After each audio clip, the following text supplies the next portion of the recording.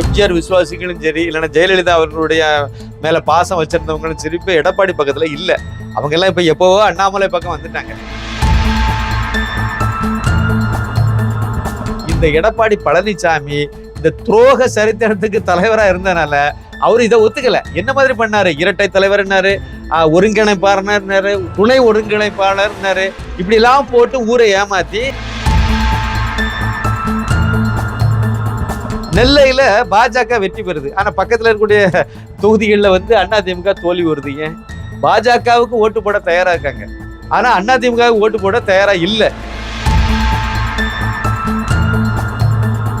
காமராஜரை நேசிச்சவங்களும் சரி, எம்ஜிஆரை நேசிச்சவங்களும் சரி, ஜெயலலிதா அவர்களை நேசிச்சவங்களும் சரி, ஒட்டுமொத்தமா இப்ப அண்ணாமலை பக்கம் வந்து நிக்கிறாங்க. தமிழ்நாடு முழுக்கவே எடப்பாடி அவர்களால ஒவ்வொரு தொகுதியிலும் நம்ம ஒரு வேட்பாளரை ஐடென்டிஃபை பண்ணி இப்பவுமே அந்த வேலையை ஆரம்பிச்சுட்டாங்க. எல்லாம் தேடுறாங்க. தேடும் போது எல்லாம் ஓடதான் செய்யறாங்க. ஏன்னா அதுல நின்ன ஒருத்தர் வெற்றி பெற முடியாது அப்படிங்கிறது அவங்களுக்கே புரியுது. சென்னைக்கு உள்ளால் அவர் நடைபயணத்தை தொடங்கிட்டார் அப்படின்னாலே தமிழகமே தலைகீழா மாறி போயிருங்கிறது பயம் வந்து போச்சு. ஏன்னா மற்ற இடங்கள் எல்லாம் மாறி போச்சுது. ஒரே நாடு நேயர்களுக்கு வணக்கம். இன்று நம்முடன் அரசியல் விமர்சகரும் மூத்த பத்திரிகையாளருமான சின்னப்பா கணேசன் அவர்கள் இணைந்துள்ளார். வணக்கம் சார். வணக்கம் வணக்கம் வணக்கம் சார். வணக்கம். ஒரே நாடு நேயர்களுக்கு எனது பணிவான வணக்கம். தென் மாவட்டங்கள் இபிஎஸ்ஆ ஓபிஎஸ்ஆ? அதாவது முதல்ல வந்து ஒரு விஷயத்த நம்ம தெளிவுபடுத்தணும், கண்டிப்பாக தெளிவுபடுத்தணும்னு நினைக்கிறேன். என்ன அப்படின்னா, அதிமுகங்கிறது இப்போ இல்லை. எடப்பாடி தலைமையிலான கட்சிக்கு பேர் வந்து நம்ம இடிஎம்கேன்னு சொன்னால் கரெக்டாக இருக்கும். ஏடிஎம்கேக்கு பதிலாக இடிஎம்கே நீங்கள் சொல்லலாம். அதிகாரப்பூர்வமாக அவரு கையில் தான் இருக்குது, உண்மைதான். ரெட்டையில் அவரு கையில் தான் இருக்குது, ஆனால் எவ்வளோ நாள் இருக்குன்னு தெரியல. கட்சி அலுவலகம் அவர்கிட்ட தான், எடப்பாடி பழனிசாமி அவர்கள் கையில் தான் இருக்குது. உண்மை இது எல்லாமே சட்ட ரீதியான அந்த இதெல்லாம் வந்து நீங்கள் வச்சு பார்த்தீங்கன்னா அவரு கையில் தான் இருக்குன்னு சொல்லுவீங்க.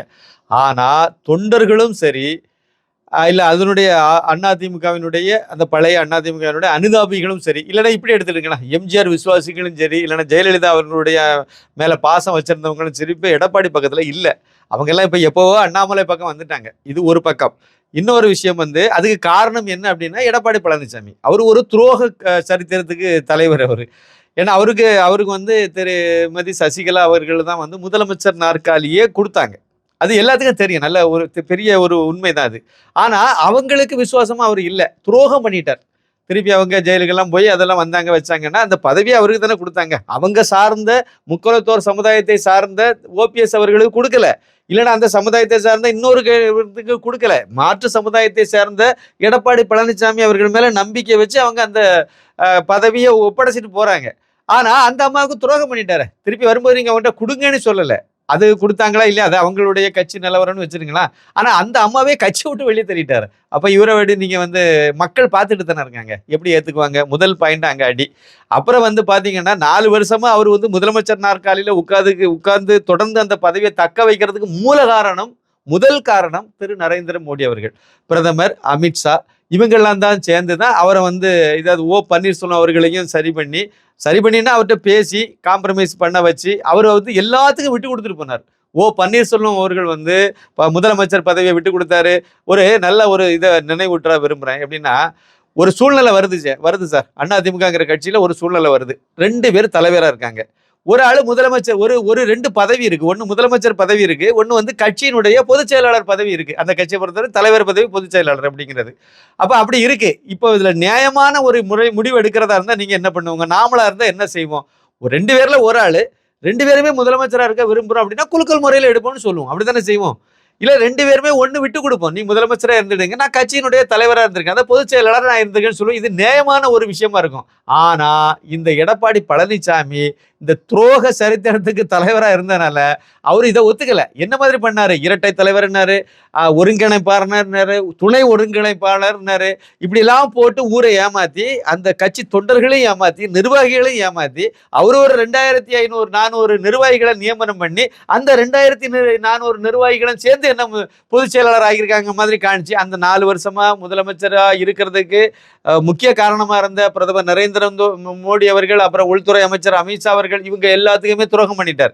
அப்புறம் இவரு கூடவே டிராவல் பண்ணிட்டு வந்த பன்னீர்செல்வம் அவர்களுக்கும் துரோகம் பண்ணிட்டார். இது அவ்வளோத்தையும் எல்லாரும் பார்த்துட்டு இருக்காங்க. இன்னொன்னு ஓ பன்னீர்செல்வம் அவர்களும் சரி, இல்லைனா சசிகலா அவர்களும் சரி, இல்லைனா டிடிவி தினகரன் அவர்களும் சரி, இவங்க எல்லாருமே முக்கோலத்தோர் சமுதாயத்தை சார்ந்த ஒரு பெரிய சமுதாயத்தை சார்ந்தவங்க. அப்ப அந்த சமுதாயத்துக்கு சேர்த்தே ஒரு துரோகம் பண்ணிட்டார். அதுக்கு காரணம் வந்து அந்த 10.5 சதவீத இடஒதுக்கீடை வந்து வன்னியர் சமுதாயத்துக்கு இவர் கொடுத்தாரு. அதை வந்து அதை கொடுத்ததை வந்து அந்த முக்குலத்தோர் சமுதாய மக்கள்கிட்ட போய் என்னன்னா உங்களுக்குடைய அந்த இடஒதுக்கீடை புடுங்கி வன்னியர்களுக்கு கொடுத்துட்டாங்கன்னு சொல்லி திமுக காரங்க போய் பிரச்சாரம் பண்ணாங்க. அப்ப இதுவும் வந்து அந்த எடப்பாடிக்கு மேல அந்த சமுதாய மக்களுக்கு, குறிப்பா எடப்பாடி பழனிசாமி அவர்களுக்கு மேல முக்குலத்தோர் சமுதாய மக்களுக்கு பெரிய ஒரு அதிருப்தி ஏற்படுறதுக்கு ஒண்ணு அந்த சமுதாய தலைவர்கள், அதாவது சசிகலாவா இருந்தாலும் சரி, தினகரனா இருந்தாலும் சரி, ஓபிஎஸ் இருந்தாலும் சரி, இவங்களுக்கெல்லாம் பண்ண துரோகம். ரெண்டாவது விஷயம் வந்து அந்த சமுதாயத்துக்கே உள்ள அந்த இடஒதுக்கீடை புடுங்கி கொடுத்ததாக பரப்பப்பட்ட விஷயம். அப்ப இந்த இதுலயும் அவரை வந்து வில்லன் ஆயிட்டு. இதுதான் வந்து கடந்த தேர்தலில் 2021 சட்டமன்ற தேர்தலில் ஓபிஎஸ் அவர்கள் கூடவே இருந்தாலும் கூட, அப்ப கூட தான் வச்சிருந்தார்.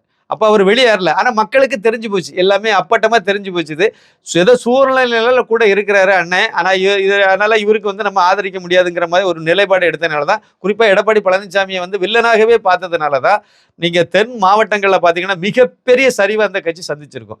நெல்லையில் பாஜக வெற்றி பெறுது, ஆனால் பக்கத்தில் இருக்கக்கூடிய தொகுதிகளில் வந்து அதிமுக தோல்வி வருது. ஏன்? பாஜகவுக்கு ஓட்டு போட தயாராக இருக்காங்க, ஆனால் அதிமுகவுக்கு ஓட்டு போட தயாராக இல்லை. கன்னியாகுமரி ஒரு தொகுதியில் மட்டும்தான் அதிமுக வெற்றி வாகை சூட்டிச்சுது. நீங்கள் நல்லா பாருங்க, கன்னியாகுமரி சட்டமன்ற தொகுதியில் அதிமுக நின்றுச்சு.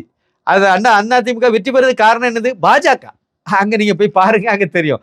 பாஜக குறிப்பாக அது ஓட்டு வந்து அந்த சமுதாய ரீதியாக பிரிஞ்சுது, அங்கே பிரிஞ்சுது, எல்லா இடமும் பிரியும். அதில் அங்கே வேற மாதிரி ஒரு கண்ணோட்டத்தில் வரும்போது நாடார் சமுதாயத்தை சேர்ந்த ஒட்டுமொத்த மக்களும் வந்து, கன்னியாகுமரி சட்டமன்ற தொகுதியை சேர்ந்த ஒட்டுமொத்த மக்களும் தளவாய் சுந்தரம் அவர்களுக்கு வந்து ஓட்டு போட்டாங்க. அவர் வந்து பிள்ளைமார் சமுதாயம் இருந்தாலும் நம்மளாம் இந்துங்கிற உணர்வோடு அவங்க போட்டாங்க. அது இந்து ஓட்டு புலரைஸ் ஆனதுக்குனால அவரை வந்து காப்பாத்திச்சுது. இல்லைன்னா அவர் தோத்து போயிருப்பார். ஏன்னா அங்கே வந்து நானும் நாடாரும் தான் சொல்லியிருந்தேன். ஆஸ்டின் வந்து திமுகவில் நின்னார். ஆஸ்டினுக்கு பெரிய அளவில் கெட்ட பேர் இல்லை, அதையும் நம்ம கருத்தில் எடுத்துக்கணும். நம்ம எதிரணியில இருக்காருன்னு கண்டாபின்னு சொல்ல முடியாது. கிறிஸ்தவ ஓட்டெல்லாம் அவருக்கு போயிட்டு, எல்லாமே ஒரு ஓட்டு கூட எடப்பாடி அணியில இருந்த நம்ம தளவாய் சுந்தரம் அவர்களுக்கு கிடைக்காம முழுக்க அவங்க எடுத்துட்டு போயிட்டாங்க. கிறிஸ்தவ ஓட்டுகளை அப்படியே எடுத்துட்டு போயிட்டாங்க. நாடார் ஓட்டுங்கிற அளப்புல அவங்க ஒரு பெரிய பிரச்சாரத்தை திமுகல இருந்து கையெடுத்தாங்க. ஆனா அது கை கொடுக்கல. இந்துங்கிற அணியில வரும்போது, அது பாஜக அணியில நிற்கும் போது பாஜக இந்து இதெல்லாம் சேர்ந்து தளவாய் சுந்தரம் அவர்களை வந்து மிகப்பெரிய அளவில் வெற்றி பெற வச்சது. நாகர்கோவில் சட்டமன்ற தொகுதியை நீங்க எடுத்துக்கிட்டீங்கன்னா, அங்க வந்து பாஜகல இருந்து எம்ஆர் காந்தி அவர்களால் நின்னதுனால மட்டும்தான் அது வெற்றி பெற முடிஞ்சது. அந்த நாகர்கோவில் தொகுதியிலேயே வந்து அதிமுக சார்பில் யாரையாவது விட்டுருந்தீங்கன்னா பெரிய அளவில் தோல்வி தான் சந்திச்சிருக்கோம். இதுதான் சார் நிலவரம். அதனால வந்து ஏதோ பாஜக தயவுல அந்த கன்னியாகுமரி, அந்த இல்லை நாகர்கோவில், இல்லைன்னா இந்த அதை ஒட்டி உள்ள இந்த பகுதி, குறிப்பாக கொங்கு மண்டலத்தில் 52 அதுக்கு மேலே வந்து திரு எடப்பாடி பழனிசாமியை நிறுத்தின வேட்பாளர்கள் எல்லாம் வெற்றி பெற்றாங்க. இதுக்கு முக்கிய காரணமே வந்து பாஜக தான். பாஜகவினுடைய ஓட்டு வங்கி அழகாக அவங்களுக்கு ஓட்டு விழுந்துச்சு, மற்ற இடங்களில் விழலை. அதனால் அது குறிப்பாக தென் மாவட்டங்களில் இந்த முக்குலத்தோர் சமுதாயம், பள்ளர் சமுதாயம் சொல்லக்கூடிய அந்த தேவேந்திரகுல வேளாளர் சமுதாயம்லாம் வந்து இவருக்கு திமுக தான் ஓட்டு போட்டாங்க கலைந்த தேர்தலில். ஆனால் அவங்கெல்லாம் இப்போ வந்து பாஜக பக்கம் இருக்காங்க, மோடி பக்கம் நிற்கிறாங்க. அதனால இப்போ இந்த எலெக்ஷனில் கழிஞ்ச 2021 அந்த மாதிரி சூழ்நிலை. இந்த வரக்கூடிய 22 24 பார்த்தீங்கன்னா, வரக்கூடிய ஒரு மாதத்துக்கு கழிச்சு நடக்கக்கூடிய இந்த பாராளுமன்ற தேர்தலில் பார்த்தீங்கன்னா, பெரும்பாலான தொகுதிகளில் திரு எடப்பாடி பழனிசாமி அவர்களால் நிறுத்தப்படக்கூடிய வேட்பாளர்கள் வந்து 3வது இடம் அல்லது 4வது இடத்துல தான் இருப்பாங்க. 2வது இடமே கிடைக்காது. இதுல இன்னொரு கேள்வி இருக்கு சார். அதாவது ஜெயலலிதா இருந்த ஒரு இடத்துல தன்னை வந்து எடப்பாடி பழனிசாமி இப்ப நிலை நிறுத்தியிருக்காரு. இதை தொண்டர்கள் எப்படி பாக்குறாங்க சார்? அதிமுக தொண்டர்கள் அதாவது நிலை நிறுத்தியிருக்காருன்னு சொல்ல முடியாது, நான் அந்த இடத்துல இருக்கேன்னு அவராக சொல்லிட்டு இருக்காரு. இதை வந்து மக்கள் சொல்லணும், குறிப்பாக அதிமுக தொண்டர்கள் சொல்லணும். அந்த தொண்டர்கள் அவரை விட்டு விலகி எப்பவுமே அண்ணாமலை பக்கம் வந்துட்டார் சார். கிராமப்புறத்தில் நீங்கள் பாருங்க, எம்ஜிஆர் அவர்களுடைய ஒரு உருவத்தை வந்து பச்சை குத்திருந்தவங்க எல்லாம் இப்போ வந்து அண்ணாமலை பக்கம் வந்து நிற்கிறாங்க. எனக்கே நேரடியாக நிறைய பேரை தெரியும் அதில். அதே மாதிரி எம்ஜிஆர் விசுவாசிகள்னு சொல்லக்கூடியவங்க எல்லாம் அண்ணாமலை பக்கம் வந்துட்டாங்க. ஜெயலலிதா அந்த அம்மாவுக்கு மேலே மிகப்பெரிய அளவில் மரியாதை வச்சு, கட்சியில் எந்த பொறுப்பும் இருக்காது, கட்சியினுடைய நிர்வாகியாக கூட இருக்க மாட்டாங்க, உறுப்பினராக கூட இருக்க மாட்டாங்க, ஆனால் விசுவாசியாக இருப்பாங்க. இதெல்லாம் நிறைய பேர் உண்டு. எம்ஜிஆர், ஜெயலலிதா இவங்களுக்கு விசுவாசிகள் நிறைய இருந்தாங்க. அவங்க எல்லாருமே இப்போ அண்ணாமலை பக்கம் வந்து நிற்கிறாங்க. அதை தாண்டி இப்போ 85 வயசுக்கு மேலே உள்ள நிறைய பேர்ட்ட நான் பேசிகிட்டு இருக்கேன். இந்த மோடியின் தமிழகம்ங்கிற புத்தகத்தை நான் வித்ததுல எனக்கு கிடைச்ச மிகப்பெரிய ஒரு வாய்ப்பா அமைஞ்சது வந்து அவங்க கூட பேசுறதுக்கு வாய்ப்பு கிடைச்சது. 85 வயசு 75 வயசு இதுக்கு மேல உள்ளவங்க எல்லாம் நிறைய பேர் என்கிட்ட புக்கை வாங்கினாங்க. அதன் மூலமாக என்கிட்ட பேசிட்டு இருக்காங்க. அதுல நிறைய பேர் காமராஜரை தெய்வமா போற்றக்கூடியவங்க. எல்லா ஜாதியிலையும் அவரை வந்து ஜாதி ரீதியாக யாருமே பார்க்கல. ஜாதி தாண்டி காமராஜரை, அந்த மாவீரனை, அந்த உத்தமரை வந்து எல்லாரும் போற்றுன அந்த மக்கள்ல இந்த ஏஜ், அதாவது 85 வயசுக்கு மேல உள்ளவங்களை நேரடியா பார்த்தவங்க. காமராஜர் ஆட்சியே அந்த கர்ம வீரருடைய ஆட்சியை நேரடியா அனுபவிச்சவங்க. அவங்கெல்லாம் வந்து இப்ப அண்ணாமலை பக்கம் நிக்கிறாங்க. நிறைய பேர் இருக்காங்க, கோயம்புத்தூர்ல இருக்காங்க, எல்லா பகுதியிலும் இருக்காங்க. அவங்க வந்து மறுபடியும் அந்த காமராஜருடைய ஆட்சியை தமிழகத்துல கொண்டு வர முடியும்னா திரு அண்ணாமலை ஐபிஎஸ்ஆல மட்டும்தான் முடியும். வேற யாராலையும் முடியாதுங்கிறதுல தீர்க்கமா இருக்காங்க. அதான் உண்மை. அதனால அது காமராஜரை நேசிச்சவங்களும் சரி, எம்ஜிஆரை நேசிச்சவங்களும் சரி, ஜெயலலிதா அவர்களை நேசிச்சவங்களும் சரி, ஒட்டுமொத்தமா இப்ப அண்ணாமலை பக்கம் வந்து நிக்கிறாங்க. அதனால திரு எடப்பாடி அவர்களுக்கு வந்து இனிமே இந்த எலெக்ஷன்ல வந்து தெருவும் திண்ணைமா தான். இந்த எலெக்ஷன் முடியும் போது பாருங்களேன், எலெக்ஷன் நெருங்கும் போதே அங்கிருந்து நிறைய பேர் பிச்சுட்டு ஓடிடுவாங்க. இந்த ரிசல்ட் வந்த உடனே பாருங்க, திரு எடப்பாடி பழனிசாமி பக்கத்துல இருக்கக்கூடிய சிட்டிங் எம்எல்ஏ இருக்காங்க பாத்தீங்களா, பல பேர் ஓடி போயிருவாங்க. எம்பி, எம்எல்ஏ, முன்னாள் அமைச்சர்கள் எல்லாருமே பாஜக பக்கம் போயிருவாங்க, அண்ணாமலை பக்கம் போயிருவாங்க. ஒரு சின்ன உதாரணம், 2 நாளைக்கு முன்னாடி பத்திரிகையெல்லாம் வந்த செய்தி தான். கரூர் தொகுதியில வந்து எடப்பாடி ஒரு வேட்பாளரை நிப்பாட்டுறதுக்கே முடியல. தெரியுமா? இப்போ எடப்பாடி பழனிசாமி அவர்கள் அவருடைய அணி சார்பில், அது ஏன்னா அவரு இடிஎம்கேன்னு தான் நான் சொல்லிட்டே இருக்கேன். ஏன்னா அதுவே வந்து ஒரு கட்சியினுடைய அதிமுக ஒரு அணி தான், அணியா தான் அவர் இருக்காரு. அவர் ஒரு கூட்டணின்னு சொல்லி நினைச்சிடாதுங்க. அவரே ஒரு தனி அணியா தான் இருக்காரு. அதிமுக ஒரு பிரிவா தான் இருக்காரு. அந்த பிரிவு சார்பில் நிப்பாட்டுறதுக்கு வேட்பாளர் தேடுறாங்க. கரூர்ல ஆளே இல்லை. அதாவது துண்டை காணும் துணியை காணும் ஓடி போறாங்க. நீ வேணா 2 நாளைக்கு முன்னாடி தினமலர்ல வந்த செய்தி தான் இது. நான் ஒன்றும் புதுசா கண்டுபிடிக்கல. அங்கே விசாரிக்கும் போதும் லட்சணம் அப்படிதான் இருக்கு. அங்க மட்டும் இல்லைங்க, தமிழ்நாடு முழுக்கவே எடப்பாடி அவர்களால் ஒவ்வொரு தொகுதியிலையும் நம்ம ஒரு வேட்பாளரை ஐடென்டிஃபை பண்ணி இப்பவுமே அந்த வேலையை ஆரம்பிச்சுட்டாங்க. எல்லாம் தேடுறாங்க. தேடும் போது எல்லாம் ஓட தான் செய்யறாங்க. ஏன்னா அதுல நின்னா ஒருத்தர் வெற்றி பெற முடியாது அப்படிங்கிறது அவங்களுக்கே புரியுது. 3வது இடம் 4வது போகும்போது அவன் அந்த நிக்கிற வேட்பாளருடைய எதிர்காலமே போயிடும். முன்னாள் அமைச்சரா இருப்பாரு, அங்கெல்லாம் முன்னாள் போக்குவரத்து துறை அமைச்சரா இருந்தவர். அவரை பிடிச்சு கொண்டு நிப்பாட்டுறதுக்கு முயற்சி பண்றாங்க. பிடி கொடுக்காம ஓடுறாரு கரூர் தொகுதியில. இதேதான் தமிழகம் முழுக்க. ஒன்றும் இல்லை சார், கன்னியாகுமரி பாராளுமன்ற தொகுதி இருக்குல்ல, இப்போ சிட்டிங் எம்எல்ஏ நம்ம கன்னியாகுமரி சட்டமன்ற தொகுதியினுடைய எம்எல்ஏ இருக்கக்கூடியவர் தளவாய் சுந்தரம். தேர்ந்த அரசியல்வாதி, மூத்த அரசியல்வாதி, கன்னியாகுமரி மாவட்டத்தில் மூத்த அரசியல்வாதி, சந்தேகமே கிடையாது. அவரை கொண்டு போய் எடப்பாடியை வந்து நிக்க சொல்லுங்களா, நிக்க மாட்டார். அவர் நல்லா தெரியும், நின்று தோத்து அசிங்கப்படுறதுக்கு எம்எல்ஏ நல்ல அழகா இருக்கும். பழையபடி எம்எல்ஏ ஆகிறதுக்கு அடுத்த எலெக்ஷன் நோக்கி போகும்போது என்ன முடிவு எடுக்கணுமோ அதை அவர் எடுப்பார். உண்மையிலே எடுப்பார். பாருங்க, அவரை நிக்க சொல்லுங்க, அவர் நிக்க மாட்டார். கண்டிப்பாக நிக்க மாட்டார். நல்ல பணம் செலவு பண்ணுவாங்க, கொடுப்பாங்க, எல்லாம் செய்வாங்க. பேரு டேமேஜ் ஆகி போயிடும். அது பிறகு திருப்பி அதை நிப்பாட்ட முடியாது. நீங்க 3வது கன்னியாகுமரி பாராளுமன்ற தொகுதியில் இப்போ யார வேட்பாளராக எடப்பாடி அவர்கள் நிப்பாட்டினாலும் சரி, இல்லை எடப்பாடி பழனிசாமியா வந்து அங்க நின்னாலும் சரி, 4வது இடம் தான். இந்த தேர்தல் வந்து திரு எடப்பாடி அவர்களுக்கு வந்து மிகப்பெரிய சரிவை தான் கொடுக்கும். அவர் வந்து நான் ஏற்கனவே பல தடவை சொல்ற மாதிரி தெருவும் திண்ணையமா தான் இருப்பார். அவருடைய கட்சியை சார்ந்த நிறைய பேர் பிச்சுக்கிட்டு ஓடிடுவாங்க. இப்போ 2024 தேர்தலை பொறுத்த வரைக்கும் அமமுக, ஓபிஎஸ், பாஜக இந்த கூட்டணி வந்து அமைகிறதுக்கான ஒரு துவக்க புள்ளி ஆரம்பிச்சு அது போய்கிட்டு இருக்கு. இந்த கூட்டணி தென் மாவட்டங்கள்ல என்ன மாதிரியான தாக்கத்தை ஏற்படுத்தும்?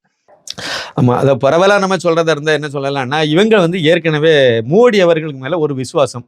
திரு ஓ பன்னீர்செல்வம் அவர்களுக்கு வந்து இருந்தே, ஆமா, அவர் வந்து தொடர்ந்து அந்த மோடிக்கு மேல ஒரு பற்றுதல் வச்சிருக்கு, பாசம் வச்சிருக்காரு. அவருக்கு ஆதரவு தொடர்ந்து அவர் கொடுத்திருக்காரு மோடி அவர்கள். அதனாலதான் மோடி சொன்னதை கேட்டுட்டு இவர் வந்து துணை முதலமைச்சர் இதெல்லாம் வாங்கிட்டு உட்கார்ந்தார். இல்லைன்னா அன்னைக்கே எடப்பாடி விட்டு வெளியே போய் அந்த ஆட்சி அன்னைக்கே கலைஞ்சிருக்கும். அப்போ ஆட்சி கலைஞ்சுன்னா எடப்பாடி பழனிசாமி 4 வருஷம் முதலமைச்சர் நாற்காலியில் உட்கார்ந்தாருங்கெல்லாம் வாய்ப்பே கிடையாது. அது அப்பவே இல்லாமல் போயிருக்கும், எலெக்ஷனே வந்திருக்கும். அப்போ இதுதான் நிலவரம். ஆனால் அதை காப்பாற்றி கொண்டு வந்ததுல வந்து மோடியுடைய பங்கு இருக்குன்னு சொன்னேன்னா, மோடி அவர்கள் மேலே இவர் ஓ பன்னீர்செல்வம் அவர்கள் வச்சிருந்த ஒரு மரியாதையின் காரணமாக அவங்க சொன்னதை இவங்க ஏற்றுக்கிட்டாங்க. இல்லைன்னா தனியாக தான் நின்றுருப்பாங்க. அதனால அது அப்படியே நிறைய விஷயங்கள் நடந்துச்சு. அதனால அப்போ இருந்தே அவர் கூட தான் இருக்கார். அவர் வெளிப்படையாகவே சொல்லிட்டார், நான் வந்து தேசிய ஜனநாயக கூட்டணியில் தான் நாங்கள் இருக்கிறோம்னு சொல்லிட்டாங்க. டிடிவி தினகரனும் ஓ பன்னீர்செல்வம் அவர்களும் இணைந்து தேர்தலை சந்திக்குங்கிற மாதிரி சொல்லியிருக்காங்க. அது என்ன மாதிரிங்கிறது நம்ம போக போதான் தெரியும். ஏன்னா அதில் 2 விஷயம் நான் பார்க்குறேன். அவங்கெல்லாம் உள்ளே இருக்காங்கிறது உறுதி. சசிகலா அவங்களுடைய ஆதரவும் இதுக்கு இருக்கு. தினகரன் சரி, ஓ பன்னீர்செல்வம் அவர்களும் சரி பாஜக அணியில தான் இருக்காங்க. அது உறுதி செய்யப்பட்டது. எத்தனை தொகுதியில் போட்டிடுறாங்க, எத்தனை தொகுதியில் போட்டிடுறாங்கிறத அவங்களுக்கு இப்போ இருக்கக்கூடிய அஜெண்டா என்ன அப்படின்னா, உண்மையான அதிமுக நாங்க தாங்கிறத ப்ரூவ் பண்றதுக்கு கிடைச்ச ஒரு வாய்ப்பு அவங்களுக்கு. அதை அவங்க கரெக்டா பயன்படுத்துறாங்க. இந்த பக்கம் திரு எடப்பாடி பழனிசாமி அவர்கள் ஒரு சீட்டு கூட வெற்றி பெற முடியாத நிலைமையில போக போறாரு. ஆனா இந்த பக்கம் இவங்க குறைஞ்சது ஒரு 3-4 தொகுதியிலாவது வெற்றி பெறணுங்கிற இதை நோக்கி போறாங்க. இன்னொரு விஷயம் இருக்கு. பாஜக எடுத்த முடிவு சிறப்பான முடிவு. பாஜக எடுத்த முடிவை விட அண்ணாமலை அவர்கள் எடுத்த முடிவு சரியான முடிவுன்னு நான் சொல்லுவேன். எடப்பாடி பழனிசாமி ஏதோ அவங்க கூட 4 பேர் சேர்ந்து ஏதோ அந்த ஒரு ஐடியாவை கொடுத்தாங்க. நல்ல ஐடியா கொடுத்து நீங்க தனியா நில்லுங்க, வெளியே வந்துருங்கன்னு சொன்னாங்க. அவர் வெளியே வந்துட்டார், வெளியே போயிட்டார். அது கட்சிக்குள்ளாலும் சரி, பத்திரிகையாளர்கள்ங்கிற பேர்ல 1-2 பேர் இருக்காங்க. இவங்க எல்லாம் சேர்ந்து அவங்க வேற மாதிரி ஒரு கணக்கை அவங்க கால்குலேஷன் போட்டு செய்தாங்க. எல்லாரும் வந்து ராமசாமி அவர்கள மாதிரி மனசுக்குள்ள கற்பனை பண்ணிட்டு பண்ணுனாங்க. இப்போ எடப்பாடி பழனிசாமி எம்ஜிஆர் மாதிரி கற்பனை பண்ணிக்கலையா? தொப்பி வச்சவங்களாம் எம்ஜிஆர்னு என்ன சொல்ல முடியுமா? ஏத்துக்குவாங்களா மக்கள்? ஆனால் இவர் அப்படி வச்சு பார்க்குறாரு, நானும் எம்ஜிஆர் தான் அப்படிங்கிற மாதிரிலாம் பில்டப் கொடுத்து பார்க்குறாரு. அந்த மக்களை ஏற்றுக்கணும்ல. இதை மாதிரி அவரை வந்து நிறைய பேர் கிளப்பி விட்டாங்க. பாஜக தேசிய ஜனநாயக கூட்டணியிலேருந்து நீங்கள் வெளியே வந்துடுங்க, டெல்லியிலேருந்து உடனே பியூஷ் கோயல் இவரெல்லாம் நிறைய கிளம்பி வந்து எடப்பாடியில் வந்து உட்காந்து உங்கள்கிட்ட வந்து பேரம் பேசுவாங்க. உங்கள்கிட்ட வந்து சரி பரவாயில்ல, நீங்கள் மன்னிச்சிடுங்க, ஏதோ அண்ணாமலை தெரியாமல் ஏதோ சொல்லிவிட்டாரு, நாங்கள் அவரை வந்து சரி கட்டிக்கிறோம், நீங்கள் வந்து ஒத்துக்கிறங்க வாங்கன்னு சொல்லிட்டு வருவார். அண்ணாமலையும் சேர்ந்து போவார். அங்கே போய் இருந்துட்டு மன்னிப்பு கேட்டு அவரை ஒரு பல்லாக்களை ஏற்றிட்டு தூக்கிட்டு வந்து 2026 அவரை வந்து முதலமைச்சர் ஆக்குவோம்னு சொல்லிட்டு எல்லாம் ஒத்துக்குவாங்கன்னு சொல்லி பார்த்தாரு. யாரும் தீண்டவே இல்லை. அப்படியே போனால் சந்தோஷமா போயிட்டு வாங்கன்னு விட்டுட்டாங்க.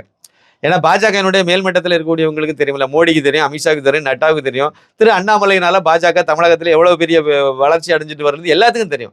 இதை அவர் வந்து இப்படி ஒரு அவசரப்பட்டு ஒரு முடிவு எடுத்து வெளியே போயிட்டாரு. இதான் புண்ணியங்க, ரொம்ப சந்தோஷம் சொல்லி விட்டுட்டாங்க. இன்னும் சொல்ல போனா இதான் மக்கள் ஆதரவு பெற்ற மிகப்பெரிய அணியாக பாஜக அணி தான் வரப்போகுது. திமுக இதுக்கு வந்து ஒரு ராசி ஒன்று உண்டு. நீங்க 2014 நீங்க பாத்தீங்க அப்படின்னா 0 வாங்கியிருப்பாங்க. ஓட்டு நாங்க 30 வாங்கணும் 35 வாங்கலாம் சொல்லுவாங்க. ஆனா 18% ஓட்டு வாங்கினா பாஜக அணியில 3 எம்பிக்கள், கன்னியாகுமரி, தருமபுரி, பாண்டிச்சேரி, தமிழகம் பாண்டிச்சேரி சேர்ந்த இந்த 40 இதுக்கு 3 இடத்துல வந்து 3 எம்பிக்களை உருவாக்கிட்டாங்க. வெற்றி பெற முடிஞ்சுது. ஆனா திமுக 0 போய் சேர்ந்துச்சுது. அந்த தேர்தலை நீங்க பாத்தீங்க அப்படின்னா ஜெயலலிதா அவர்கள் தலைமையிலான அதிமுக அவங்க பெரிய அணியை அமைக்கல, பெரிய அணியே இல்லை அவங்க கையில. நான் மக்களோடு தான் இன்னைக்கு கூட்டணி வச்சிருக்கேன் சொல்லிட்டு தான் பிரச்சாரத்தை தொடங்கினாங்க, செய்தாங்க. ஆனா கூட்டணி இல்லாத சூழ்நிலையில ஜெயலலிதா அவர்கள் தலைமையிலான அதிமுகவுக்கு தான் 37 அவுட் ஆஃப் 40க்கு 37 எம்பிக்கள் அவங்களுக்கு கிடைச்சாங்க. அப்ப இந்த தமிழக மக்களுடைய மனநிலையை நீங்க எந்த ஆங்கிள்லையும் நீங்க பார்க்கணும். அதே மக்கள் 2019 வரும்போது பாத்தீங்க அப்படின்னா கூட்டணியை நீங்க விட்டுருங்க, திமுகவுக்கு ஒட்டுமொத்தமா சாஞ்சு ஓட்டு போட்டு தமிழகத்தினுடைய மொத்தம் 39க்கு ஒரே ஒரு அந்த தேதியை மட்டும் தவிர பாக்கி எல்லாமே திமுக அணியில வெற்றி பெற முடிஞ்சுது. அப்ப நீங்க இந்த இடத்துல பார்க்கும்போது நீங்க அணி என்ன அமைக்கிறீங்க அப்படிலாம் கிடையாது. யாருக்கு ஓட்டு போடணும்னு முடிவு பண்ணும்போது பாராளுமன்ற தேர்தலில் குறிப்பா அப்படி ஒரு முடிவு எடுக்கும்போது நீங்க வந்து பெரிய அணியே அமைச்சிருந்தாலும் கூட திமுகவை ஈஸியா நிராகரிச்சிருவாங்க. இந்த எலெக்ஷன்ல அது மாதிரி நடக்க போகுது. ஏதோ பெருசா இந்த மூத்த பத்திரிகையாளர் இல்லைன்னா கருத்து கணிப்பு நடத்துறவங்க எல்லாம் சொல்லிட்டு இருக்காங்க, அது வந்து ஓட்டெல்லாம் பிரியுது, எதிரணியில் இன்னைக்கு எடப்பாடி போயிட்டார், எடப்பாடி சேர்ந்தாதாங்க மைனஸ். பாஜக அணியில எடப்பாடி வந்தா அது வந்து ஒரு பெரிய ஒரு சபிக்கப்பட்ட ஒரு இதா இந்த அணியும் சேர்ந்து அதை சுமக்கிற மாதிரியான ஒரு இது வந்துடும். பாஜகவுக்கும் சேர்ந்து அதை மைனஸா அமையுது. அதே சமயத்துல இந்த அணியில அவர் வெளியே போனது ரொம்ப சந்தோஷம். அவர் போனதுனால பாஜக அணி ஒரு தெளிவான ஒரு இதுல போயிட்டு இருக்கு. இந்த அணி வந்து கண்டிப்பா திமுக அணியை வீழ்த்தும். ஏன்னா நிறைய கெட்ட பேர் அவங்க ஒண்ணு பலமான அணினி காணிப்பாங்க, அதெல்லாம் வைப்பாங்க, வழக்கம் போல வச்சு மக்களை ஏமாத்தலாம்னு நினைப்பாங்க. ஆனா மக்கள் மத்தியில ஓட்டு போடணும்ல, அந்த இடத்துல வந்து இந்த அணிக்கு தான் ஓட்டு அதிகமா வருது. மக்கள் செல்வாக்கு அதிகமா இருக்கு. அது எடப்பாடி, அதாவது நீங்க ரொம்ப தூரத்துக்கு போட்டா சார், சென்னையில ஒரு நடைபயணம் தானே. அதாவது பாஜக வந்து நோட்டாவுக்கு கீழே தான் ஓட்டுன்னு சொல்லி தானே திமுக கொத்தடிமைகள் எல்லாம் பிரச்சாரம் பண்ணிட்டு இருக்காங்க. நோட்டாவுக்கு கீழே தானே இருக்காங்க. அண்ணாமலை IPS நடைபயணம் சென்னையில வந்துட்டு போட்டுமே என்ன பிரச்சனை வரப்போகுது? பயம். சென்னைக்கு உள்ளால் அவர் நடைபயணத்தை தொடங்கிட்டார் அப்படின்னாலே தமிழகமே தலைகீழா மாறி போயிருங்கிறது பயம் வந்து போச்சு. ஏன்னா மற்ற இடங்கள்லாம் மாறி போச்சுது, சென்னையில மட்டும் வந்தாருன்னா அது பிளாஷ் ஆயிரும். அதான் பிரச்சனை. மற்ற இடங்கள்ல வந்து நீங்க பெரிய மெயின் ஸ்ட்ரீம் மீடியால பெருசா வராத அளவு காப்பாத்திட்டீங்க, சென்னையில வந்து அது காப்பாற்ற முடியாது, அது தாண்டி போயிடும். அது அப்போ வந்து அது இப்பவே உங்களுக்கு தோல்விங்கிறத அப்பட்டமா வெளியே ஊர்ஜிதமாயிரும். அப்போ அதை தடுக்கிறதுக்கு வந்து டிராபிக் அது இதுன்னு சப்ப காரணத்தை சொல்லி, ஏன் மற்றவங்க எல்லாம் போகும்போது டிராபிக்கே இல்லையா? நாடு முழுக்க அந்த பப்பு நடைபயணம் போயிட்டு இருக்கு. அங்க எல்லாம் டிராஃபிக் ஜாமே வரல. இன்னும் மக்களும் வரல. அது உண்மைதான். இவங்க சொல்லக்கூடியதை நம்ம ஏத்துக்கலாம். அண்ணாமலை வந்தா கண்டிப்பா 50,000 பேரு, 80,000 பேருன்னு நடைபயணத்துல வருவாங்க. சென்னை சிட்டி வந்து கொஞ்சம் ஸ்தம்பிக்க தான் செய்யும். அதே நம்ம இல்லடி நிராகரிக்க முடியாது. அத ஒரு உண்மையாவது இவங்க ஒத்துக்கிட்டாங்கல்ல, அதை ஏத்துக்கணும். அப்போ இவ்வளவு பெரிய எண்ணிக்கையில மக்கள் ஆதரவு வந்து திரு அண்ணாமலையை பார்த்து வருது அப்படிங்கிறத திமுகவுக்கே ஒரு அடிமேடையிலேயே கை வைக்கிற மாதிரியான ஒரு சூழ்நிலை அப்படிங்கிறனால தான் அவங்க அந்த நடைபயணத்தை வந்து தடை பண்ணக்கூடிய அளவுக்கு இறங்குனாங்க. இல்லைன்னா விட்டுருப்பாங்களே சார். ஒரு 10, 15 பேர் கூட வரப்போறாங்க. இல்லைன்னா 50, 100 பேர் வரப்போறாங்க. பிசு பிசுத்தது அண்ணாமலைக்கு இவ்வளவுதான் ஆதரவுன்னு படம் பிடிச்சு காணிக்கலாமே. வாய்ப்பு இல்லையே. வந்தா கண்டிப்பா 50,000, 60,000 பேர் வந்துருவாங்கிறது நல்ல பல கிலோமீட்டர் தூரத்துக்கு இந்த நடைபயணம் போகும். நிச்சயமா அது வந்து கொஞ்சம் போக்குவரத்தை பாதிக்க தான் செய்யும். அதில் சந்தேகம் கிடையாது. ஏன்னா எப்படி 50,000, 60 பேர் ரோட்டில் நடக்கும்போது என்னதான் நீங்கள் டிராஃபிக்கை ஒழுங்குபடுத்தினாலும் கொஞ்சம் நெரிசல் வரத்தனை செய்யும். கொஞ்சம் ஜாம், டிராஃபிக் ஜாம் வரத்தனை செய்யும். அப்போ இதை பார்த்து தான் பயப்படுறாங்க. இப்போவே அப்படி இருக்காங்க. அப்படின்னா வரக்கூடிய இன்னும் 2 மாதம் கழிச்சு இன்னொரு முக்கியமான விஷயம் பல தடவை நான் சொல்லிட்டு இருக்கக்கூடியதான். திரு நரேந்திர மோடி அவர்கள், அவர் ஒரு மகான். அவர் வந்து ஆன்மீகத்தில் ரொம்ப ஈடுபாடு உள்ளவங்க. அதனால தான் அவர் காசி தொகுதியில் போய் வாரணாசியில் போய் நின்று போட்டிக்கிட்டு வெற்றி பெற்றார். அதுக்கு பிறகு அதை தக்க வச்சுக்கிட்டார். இந்த எலெக்ஷன்ல வாரணாசிலையும் நிற்பாரு, ராமநாதபுரத்துலையும் நிற்பார். ராமநாதபுரம்னா ராமேஸ்வரம் தொகுதியை ராமேஸ்வரத்தை உள்ளடக்கிய பாராளுமன்ற தொகுதி ராமநாதபுரம் தொகுதி. அதனால கண்டிப்பாக 2 இடத்துல நிற்பாரு. காசிலையும் நிற்பார், வாரணாசி அது. இங்க வந்து ராமநாதபுரம் தொகுதியிலையும் நிற்பார். தமிழகத்துல ராமநாதபுரம் தொகுதியில வந்து திரு நரேந்திர மோடி அவர்கள் போட்டியிட்டாலே தமிழக அரசியல் களம் மாறி போயிடும்.